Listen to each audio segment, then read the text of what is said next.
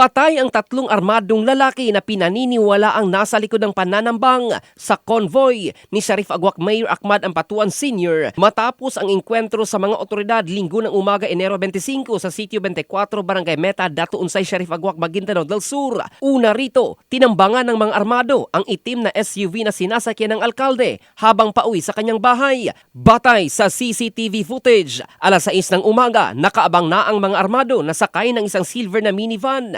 Maya-maya pa, bumaba ang mga sospek. Isa sa kanila ay may hawak na rocket-propelled grenade at pinasabugan ang sasakyan ng alkalde at pinaulanan din ng high-powered firearms.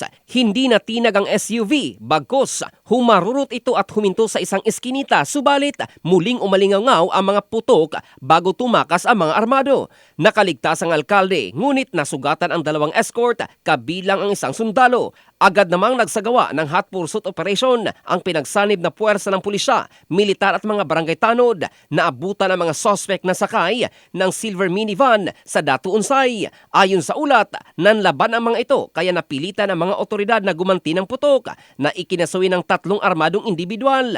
Wala namang nasugatan sa panig ng gobyerno sa engkwentro. Ilang oras matapos ang pananambang, naglabas ng pahayag si 118th to 17th MILF Brigade Commander Blackstone Adam kung saan mariin itong pinabulaanan na siya ang nasa likod ng pananambang kay Mayor Ampatuan Sr. Pinabulaanan ni Commander Blackstone ang akusasyon.